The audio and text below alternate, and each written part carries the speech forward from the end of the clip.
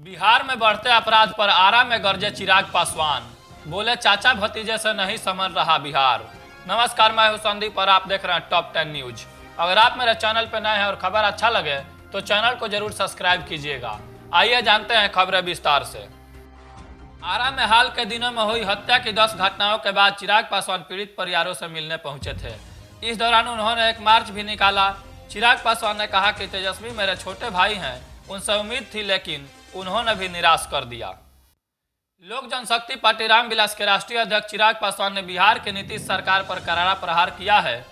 आरा में पिछले कई दिनों से हो रही हत्याओं के अलग अलग घटनाओं के बाद आरा पहुंचे चिराग पासवान ने न केवल पीड़ित परिवारों से मुलाकात की बल्कि आरा शहर में एक पदयात्रा भी निकाली।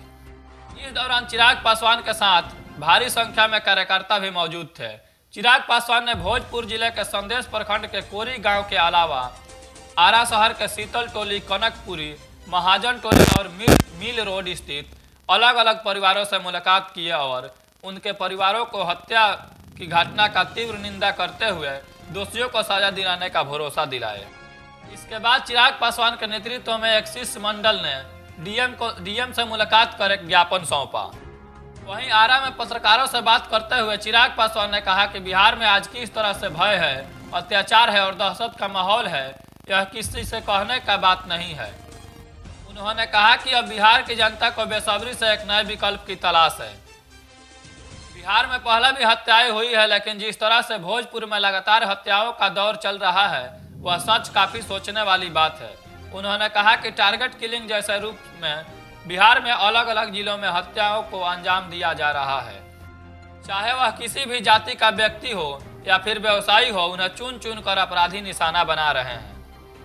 वहीं चिराग पासवान ने कहा कि बिहार की निकम्मी सरकार मौन है।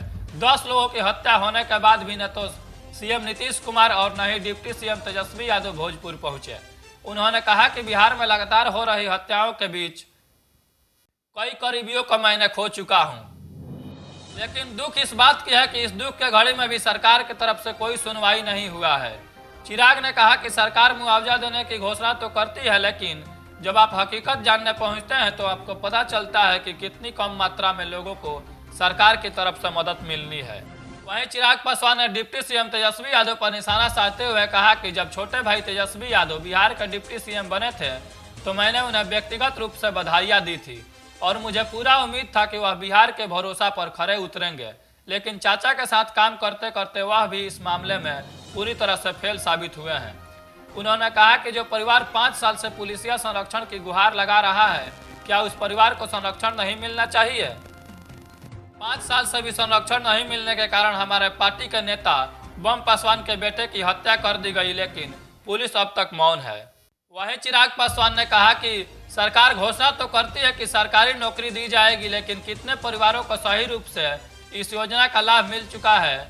बिहार में कहने को 7 दिनों में गठबंधन की सरकार है लेकिन यह पूरी तरह से फेल है। चिराग पासवान ने चुटकी लेते हुए कहा कि बिहार में पहले लोगों को पोस्टिंग दी जा रही है और उसके बाद उनको बिहार में नियुक्ति पत्र बांटे जा रहे हैं। चिराग पासवान के साथ बिहार बचाओ पदयात्रा में जहानाबाद के पूर्व सांसद डॉक्टर अरुण कुमार, संसदीय बोर्ड के अध्यक्ष हुलास पांडे, बिहार सरकार के पूर्व मंत्री रेणु कुशवाहा, लोजपा के प्रदेश अध्यक्ष राजू तिवारी, वेद प्रकाश पांडे, धीरेन्द्र पांडे मुन्ना, राजेश्वर पासवान सहित कई लोग उपस्थित थे।